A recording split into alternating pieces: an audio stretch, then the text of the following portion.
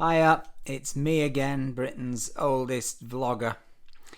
I just wanted to come back to you with the story of our attempt to get to France on Friday. It was 131 days exactly since we'd left France on January the 5th to go to Asia for our holiday, which then of course got overtaken by the whole COVID-19 crisis, and then our attempt to get back to France before the flight stopped from Thailand. And of course we did that. We got back to London, but what we didn't do was make it back to France. So on Friday we decided to go for it. We'd spent all week preparing our documentation. You needed an attestation to say that this was where you lived, this was our primary residence, and we also produced various documents, phone bills, bank statements, that kind of thing with our address on. But I've got to be honest, we were very nervous about the whole thing. Anyway, we got to Heathrow at about 7:30 a.m. In an Uber that literally went from Ladbroke Grove to Heathrow Airport in under 30 minutes. I mean, phenomenal. The road was just completely clear. If you watch the other video, the one I did about Heathrow and travelling through it, you'll saw that there were very few flights. Anyway, we got in there. We joined the only queue to the check-in desk, and it was very socially distanced, so it was spread out over most of the departure hall. And then as we got nearer to the desk, we began to see what was happening, and various people were simply turned back. There was particularly one lady on the check-in who seemed to be adhering to the rules very specifically, or seemed to be adhering to her rules, and she was maintaining that you did need a residency permit to fly.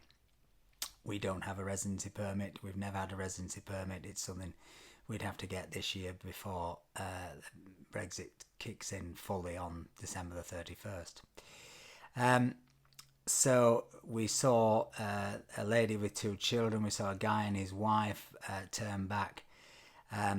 I said to Richard, whatever you do, don't get that lady on the desk. Try and wait and go to the far end one, who seemed to be a bit more benign. Anyway, we did that.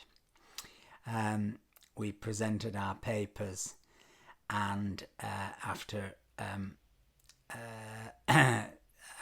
she'd given them a good going through, she waved us round, and we literally dashed round into security, through security, and onto the other side. At which point I started to think we'd done it, we were fine.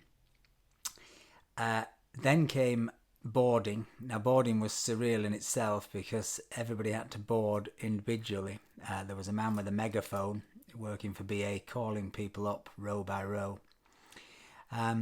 Anyway, we got to the front, and lo and behold, they asked for our paperwork, they asked for our passport, and of course they asked for our residency permit. I said, I don't have one. I said, but we've got all this evidence. I said, if you want, you can ring people in France to verify that we actually do live there, etc., that we're not going on holiday. Anyway, he phoned upstairs. It was a phone call that probably went on for about 3 minutes. It seemed to go on for about 3 hours. And his face dropped, and so did mine, because I was preparing for the worst. He turned around, looked at us and said, well, we're going to let you go, but it's at your own risk. I think this was the issue for British Airways, was that they would have to fly you back if the French authorities turned us back at Nice Airport. Earlier in the day, we checked the price. When we booked our ticket a few weeks ago, it was 50 quid. The price on the day was £702 a ticket for the 90-minute flight. So suddenly we were thinking, if we get to Nice and we have to come back, we could be in here for 1,400 quid, which would be the final COVID disaster to compound all the others. Anyway, we went through, we got on the flight, everybody was spaced out on the flight. There was no food or drink. We were given food. We were given a bag of crisps and a bottle of water, but you weren't able to buy anything. Everybody, of course, was masked up. Some people, if you saw the video I put out yesterday, some people were wearing full PPE, and I mean full PPE, plastic capes and full face masks. There was another guy in a full, what looked like a complete oxygen kit with 2 giant filters on either side. And it was a completely hideous flight because I was absolutely terrified the whole way that we were going to get there and be turned back. Anyway, we got to immigration in France. We got all our paperwork. By this point, my stomach was in a complete knot, and I was desperate for a pee. But we watched, and everybody in front of us got through. We got up to the desk. The guy said, and what is the reason for your travel?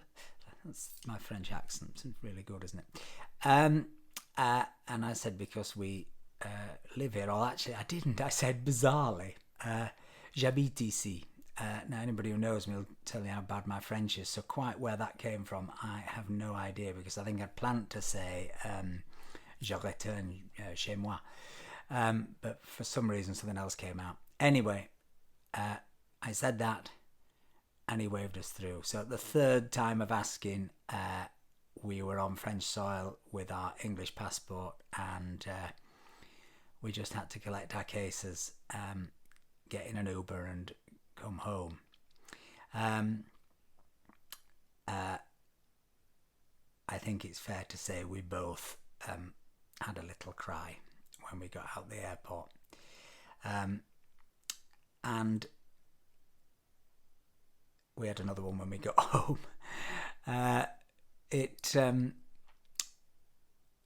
I'd really enjoyed being in London, and I did really enjoy being in London, and all the walks and the weather, and it was all fantastic. But I was sleeping terribly, and it wasn't till we got back here and I went to bed that night that I realised why. And it was, I think the human mind can cope with many things. What it can't really cope with is uncertainty, or mine can't anyway. So we had a full night's sleep, and then yesterday we were able to go into Nice, do some shopping and see what the lie of the land was here. And I think I'm probably going to make another film about that, because I think it's really interesting, the differences between France and Britain in terms of how they're dealing with COVID-19. The French are only just coming out of lockdown, and of course their lockdown has been really stringent. I think they were 5 days out of lockdown by that point, so there was still really, I thought, a sense of euphoria that people were out, that they were queuing. I think the queue for the butchers was approximately 1 hour. I mean, it's often quite lengthy, but that was a particularly good one. But anyway, we're back, as I say, after 131 days. The last flight from Bangkok has arrived. And